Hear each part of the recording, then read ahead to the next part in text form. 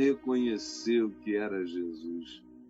Frequentemente, na nossa experiência espiritual e existencial, a gente tem encontros com Jesus no meio da agonia, no meio das lágrimas, no meio das dores, no meio das desesperanças, no meio das falências, no meio das perdas, no meio das frustrações que estão para além de todas as consolações, e aí, tomados por esse véu espesso de lágrimas, a gente não consegue identificar Jesus.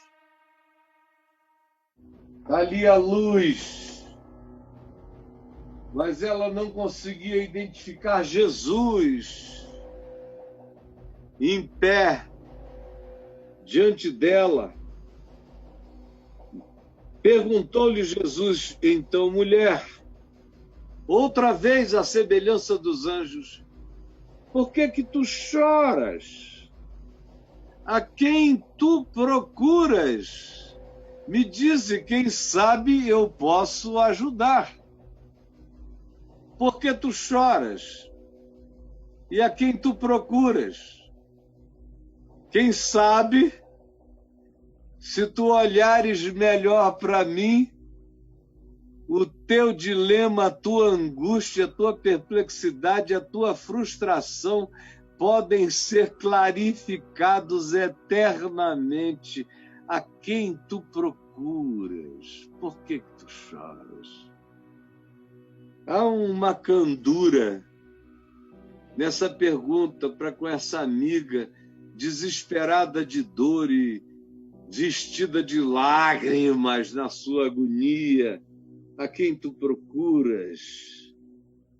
E aí ela, supondo, não conseguindo admitir, mas supondo ser ele o jardineiro daquele jardim privado de José de Arimateia, ultra, super bem cuidado, supondo ser ele o jardineiro, respondeu, Senhor, se tu o tiraste daqui, dize-me onde o puseste, eu o levarei. A esperança dela ainda se circunscrevia, no melhor cenário, a ser levada até onde o corpo de Jesus estava, para que ela então o pegasse, não se sabe como, porque ela era uma mulher sozinha por enquanto, não havia ninguém com ela, e o levasse.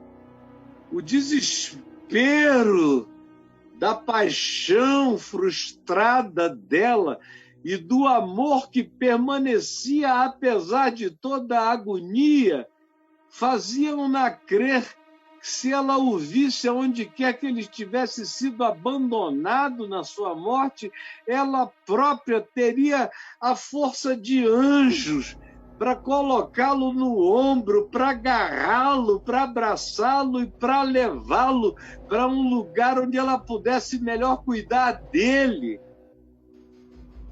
Essa é a frustração energizada por um amor inexplicável, coberto de lágrimas que ela não conseguia limpar. Dize-me aonde tu o puseste, ó jardineiro, e eu o levarei. Disse-lhe Jesus, Maria. Isso ecoa no jardim. Ecoa no jardim, Maria. Ele tinha chamado essa mulher assim milhares de vezes, naqueles 3 anos e meio, 2 anos, o tempo que ela tinha passado com ele no intervalo dos 3 anos e meio da atividade pública dele. Ele a chamou assim centenas de vezes, Maria. Por essa identificação pessoal, como a relação pessoal é mais forte do que a morte. A relação pessoal com Cristo é mais forte do que a lógica. A relação pessoal com a identificação do meu nome na boca de Deus, é mais forte do que todas as evidências de qualquer dor ou da própria morte. Maria. E essa relação pessoal com Deus é o que dava e deu a ela a coragem de limpar os olhos, de afastar de si o véu da agonia e tentar encontrar o mensageiro, o anjo daquele nome, que simplesmente a chamava por quem somente os da intimidade mais profunda e caseira assim a chamavam, sem o sobrenome Magdalena, só Maria. E quando ele assim a chama, como quem grita desde a eternidade, plantada dentro da cozinha, da maior intimidade dela, aonde na mente dela havia uma lareira, um recôndito, uma cama, um lar, uma intimidade que ela conhecia com ele. Em tudo que de intimidade humana tiveram, Maria. E aí ela limpa as lágrimas e ela se volta agora com a cara lavada, com as lágrimas tiradas, com o véu aberto, olhando para além da neblina da agonia. Maria, ela voltando-se lhe disse em hebraico, ela reconheceu, só ele me chama assim. Esse é o tom eterno da meiguice dele para comigo, Maria. E ela voltando-se, e não se diz que ela ouviu, que ela o enxergou, ela o identificou pela audição, pela intimidade desse chamado Maria. Quem sabe foi a primeira voz que ela ouviu quando Jesus expulsou dela os 7 demônios. A primeira voz foi: Maria, abre teus olhos e olha para mim, fica livre do teu mal. Maria. E ela não precisou nem vê-la, ela já foi rasgando o véu de lágrimas e virando-se, dizendo instantaneamente em hebraico. Embora ela e Jesus falassem um com o outro, e todos com ele, e ele com todos, falassem aramaico, mas ela responde em hebraico e diz Rabone, Rabone, que é a expressão para rabino, para mestre. Rabino significa mestre. E ela usa a palavra hebraica, não a terminologia aramaica. Ela diz Rabone. Porque, quem sabe, esse fosse o código dela para com ele, todo mundo o chamasse de mestre em aramaico, eventualmente ela fosse a única, uma das poucas que o chamassem de mestre usando o termo aramaico Rabone. Parece haver uma identificação, uma troca de intimidades. Maria, Rabone, Rabone, Rabone, meu mestre. Então lhe disse Jesus. Estava tudo explicado. Não precisava nenhum tipo de explanação sobre como é que da morte tinha se levantado o redivivo, esse que ela amara com todo o seu coração.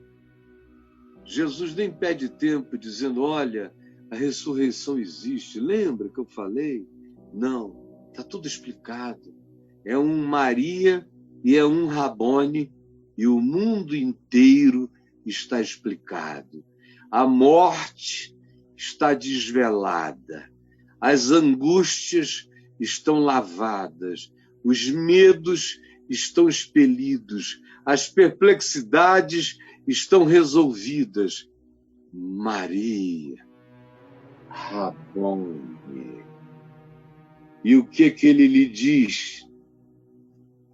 Ele apenas lhe faz uma recomendação.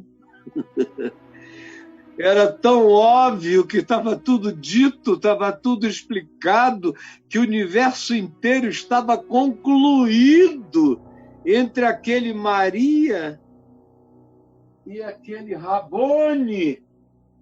Cabia toda a filosofia do mundo inteiro e do universo todo. Todas as questões tinham silenciado subitamente entre Maria, Rabone. Recomendou-lhe Jesus: não me detenhas. Porque tudo que ela tinha falado ali era sobre carregar Jesus, achar Jesus, pegar Jesus, levar Jesus, tomar posse de Jesus. Jesus diz: olha, não, olha para mim, em pé. Ela viu Jesus em pé, o que está dito aqui, virando-se para trás, viu Jesus em pé sobre a morte, em pé sobre o medo, em pé sobre o Hades, em pé sobre o Tártaros, em pé sobre todos os pânicos, em pé sobre todas as agonias e questões, em pé. Jesus lhe recomendou: não me detenhas, porque ainda não subi para meu Pai, mas vai ter com os meus irmãos e dize-lhes: subo para meu Pai e vosso Pai, para meu Deus e vosso Deus. Não me detenhas, porque ainda não subi para meu Pai, dando a entender que depois que ele fosse para o Pai, aí sim, espiritualmente falando, não mais física e corporeamente, ela o poderia deter. Ou seja, daqui para frente, tu não me pegas mais, tu não beijas mais meus pés, nem minhas mãos, tu não tocas mais no meu cabelo, tu não derramas mais unguento sobre a minha cabeça. Daqui para frente, esses trabalhos todos acontecerão entre o Maria e o Rabone, como conclusão da minha ressurreição e da minha habitação eterna em ti e no teu coração. Eu quero deixar essa palavra simples com você nesse dia, pedindo que ela levante você, que ela traga o poder de enxugar toda lágrima e de carregar todas as consolações, e de colocar você em pé no poder e no espírito da ressurreição. Botar você em pé, como Jesus que está em pé e que disse: todo o poder me foi dado nos céus e na terra. Colocar a mim e a você igualmente em pé sobre a rocha da ressurreição, inabaláveis contra tudo. Dói. Qualquer coisa que doa, dói. Qualquer coisa que esmague, achata. Qualquer coisa que oprima, angustia. Mas nada nos abaterá. Atravessaremos tudo. A nossa vocação na ressurreição é para ficarmos em pé para sempre, sem a necessidade de 1 trilhão de filosofias. A resposta da vida cabe na identificação que eu tenho de que Deus me sabe. Ah, Maria, Jesus disse Maria, a mim ele tem dito tantas vezes, nas minhas lágrimas: Caio,